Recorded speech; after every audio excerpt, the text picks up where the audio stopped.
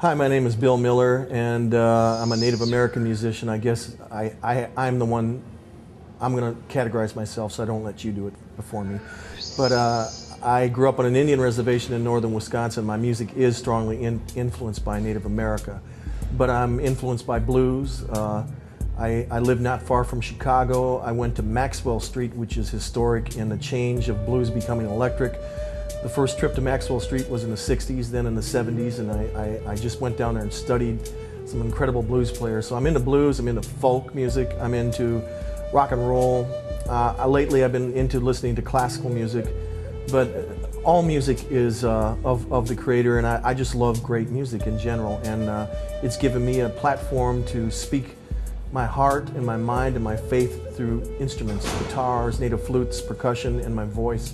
And it's been an awesome journey through life being a musician. Well, the first time I thought that music would be an essential portion of my life was, I think I was about 23 or 24 years old. I'd already been married for a few years and we had our first child.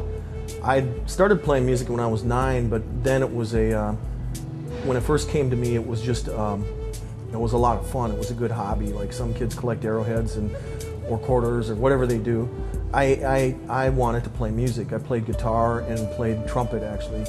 But by the time I reached the age of 23, 24, I started realizing, because I couldn't get away from music. I was going to art school at the same time, trying to get a degree, thinking that I should follow the formula as everyone else did. Just get my degree, just be a teacher, just get a house, white picket fence, whatever. But no, I felt a calling. That's the way it was like, you're called to do this. You're not a mechanic. You're not a good mechanic. I'm still not. You're not a good mathematician. You're bad with money, but you are good with a guitar. You can write a song. And so I felt a calling at that time. That's when I started to realize that all the years that I've been listening to music on an AM radio from an Indian reservation. At that time, when I was a kid, they used to play Perry Como, Frank Sinatra, Barbra Streisand, the Staple Singers, Jimi Hendrix, Janis Joplin, the Rolling Stones, the Beatles, and again back and forth, Petula Clark and George Jones and Johnny Cash and Lynn Anderson, and I was listening to it all. It was like listening to unformatted radio at the time. It was previous to FM radio, so I took all that in, and I think inside of my soul I carried that with me like a little precious bag of songs. And by the time I hit 22, 23, I realized, wait a minute, I need to start interpreting what I lived. I observed my life for this long. Now it's time to interpret what I've observed and time to apply that. And that's when it changed for me. I started playing the cedar flute in 1976. And this was interesting. A man named Louis Webster, who's a great flute player from Wisconsin, was at a bluegrass festival that I was at with John Hartford. And I remember getting off the stage. It was in northern Wisconsin at a place called Mole Lake. My friend was a little bit intoxicated. He's a few years older than me, and he was carrying a couple of flutes with him, and he was trying to sell them to these bands for pretty cheap just to get money to get home. And I said, Louis, what do you need? He goes, I need to sell these flutes, man. I go, for what reason? I said, those are beautiful handmade flutes.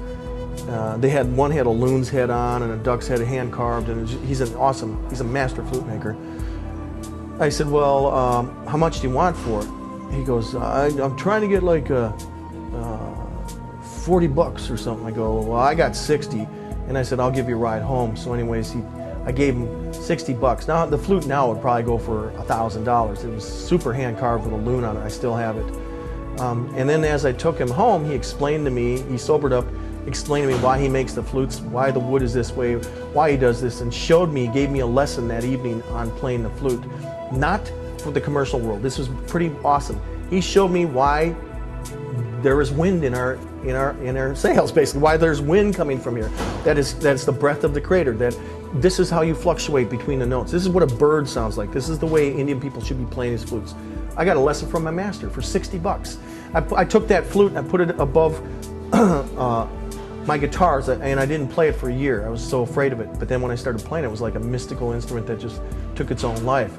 So I have a lot of respect for that instrument. I started playing it, like I said, probably seriously in 1977, and have been playing it since. I was in a hotel watching Discovery Network, and they had a special on genetics.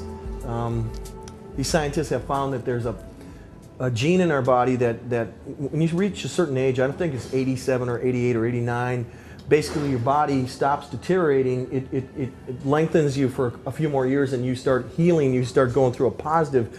It extends your life, it doesn't de-age, it doesn't go down. There's something there that the body does. It's really strange. They found it with older people that, wait a minute, the cells aren't dying. And he was saying that as soon as you leave the womb, basically, you're dying. And he said, what if you were to walk out in the streets and tell all these people in New York City, hey, excuse me, yes, you're dying. And I use it as a first line from the song, you know, walk out into the streets, tell everyone you meet they're dying, sell everything you own, then walk out on your own. I'm speeding it up. You're dying, dying. It's like Beatles-ish, it's sort of acoustic, but it's all about facing death in another way. So I didn't know how people would take it. I just played it at a couple of universities with these hip kids, and I thought, well, I'm going to give this a shot. And to some people my age, it might be depressing to hear, but I'm actually talking about life. But it's amazing, people my age, how uptight they are about everything. But here's these 21-year-old kids flipping out, going, what? You know, they got the message immediately. But that's where I'm at. And some of these songs are really, for me, cutting to the point, because I just turned 50. I just won my first Grammy, and what is this? You know, that's where I'm at now. I've been on the road 28 years. I've made 16 records. I've toured with everybody imaginable, but what does it mean? Am I just piling this? That's what I want to cover too. Am I just piling stuff for accolades? Do I need that? No, I don't. Do I need, I literally went through life with a bunch of labels though, and it's taken me to this year, Jim, to get the labels all off me. You're an alcoholic, son. You're a dumbass Indian kid from a reservation. You'll never be anybody. Boom. You know, carried that around with me for like years until I go, wait, I don't need this crap. Boom. I'm not that alcoholic son. You know, you're a suicide kid, attempted suicide. You're screwed up. You know, boom. You need Paxil. You know, boom. You need this. You need this. You're financially off. You're never gonna whatever. All these things that are going on, and I saw how damaging they were to me to just hold me back. And the same, though, I can say for accolades, because they can put you in a false sense of security. You need to live in the now. I'm living in the now as we speak. I just had a college interview, me, paper said, so what are your plans for the future now that you got the Grammy? I go, my plans for the future are to get some sleep tonight and see a new morning. I don't plan too far ahead anymore. I used to do that. I don't. I'm just going to make music tonight. It's shorter. It's much more intense this way.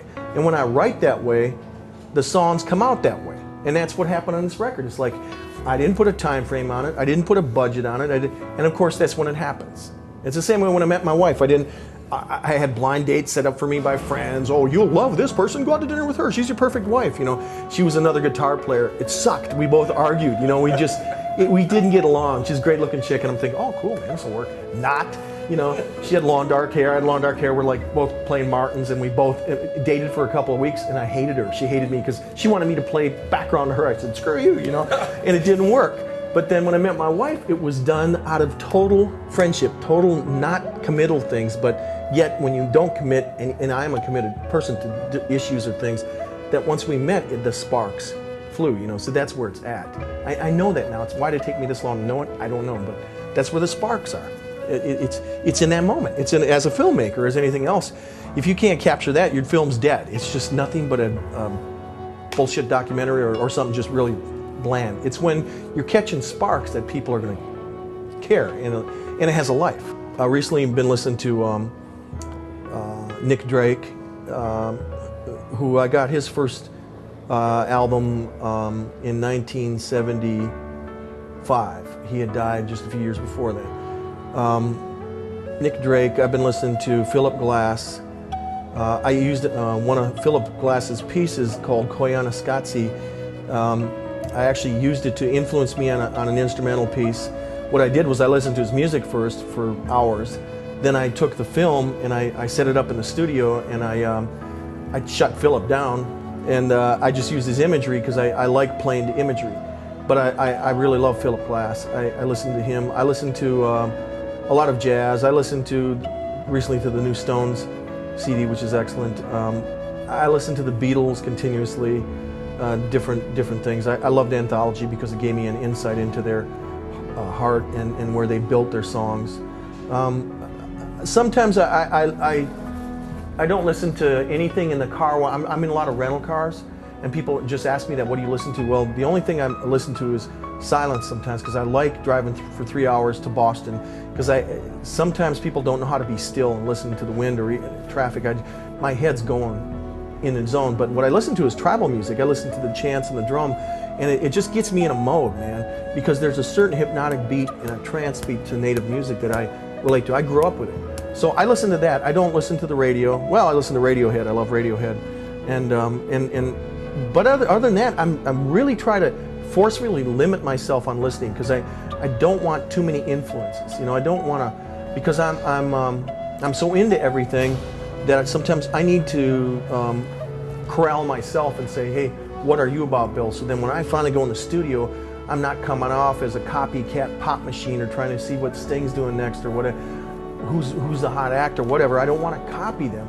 I want to identify with them. I want to observe what they're doing, because there are masters that I could go through, but these masters that I've listened to are, like I said, older music.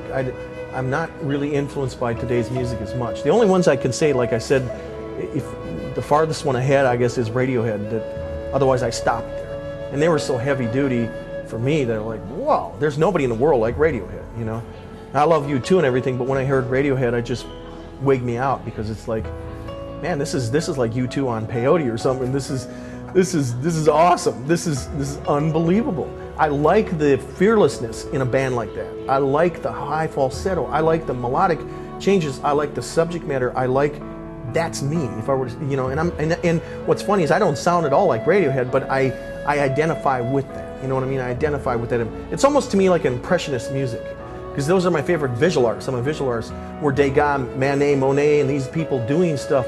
And I remember reading about them in art school. They used brushes 15 to 20 feet long. People don't know, doing canvases from a distance to paint, so you're away and the picture comes together from a distance, but close up you're going, what is this stuff?